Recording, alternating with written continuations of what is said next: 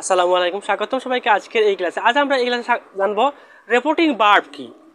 তো রেপোর্টিং ভার্ব হচ্ছে, প্রথমে আমরা জানবো নেরেশন কি। নেরেশন হচ্ছে উক্তি, বক্তার বক্তব্য হচ্ছে নেরেশন। অর্থাৎ নেরেশনের দুটি অংশ, এটা হচ্ছে রেপোর্টিং ভার্ব এবং অন্যটি হচ্ছে রেপোর্টিং স্পিচ।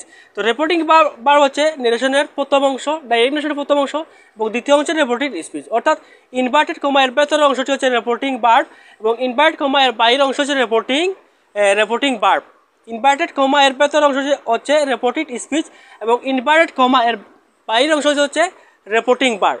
আমরা ডাইরেক্ট নেশন থেকে যখন ইনডাইরেক্ট নেশন করব, তখন আমার রেপোর্টিং ভার্বের কোনো পরিবর্তন হবে না, রেপোর্ট স্পিচের পরিবর্তন হবে। তো রেপোর্টিং ভার্ব হচ্ছে ডাইরেক্ট নেরেশনের প্রথম অংশ এবং দ্বিতীয় অংশটি হচ্ছে রেপোর্টেড স্পিচ। আমরা ডাইরেক্ট নেশন থেকে যখন আমরা ইনডাইরেক্ট নেশন করব, তো রেপোর্টেড স্পিচের পরিবর্তন চেঞ্জিং হবে এবং রেপোর্টিং ভার্ব যেভাবে আছে আমরা ওইভাবে বসাবো। যেমন আমরা একটা সেন্টেন্স দেখি, he said to me she is reading a book. She said to me, এই অংশটি হচ্ছে কমার, এই অংশটি হচ্ছে রেপোর্টিং ভার্ব এবং she is reading a book inverted comma, এই ইনভার্টেড কমা এর ভেতরের অংশ হচ্ছে রেপোর্টেড স্পিচ।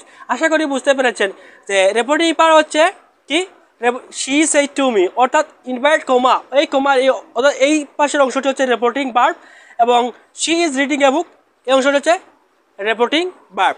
তো আমরা ডাইরেক্ট নেশন থেকে যখন আমরা ইনডাইরেক্ট নেশন করব, তখন ভার্ব যেভাবে আছে ওইভাবে থাকবে।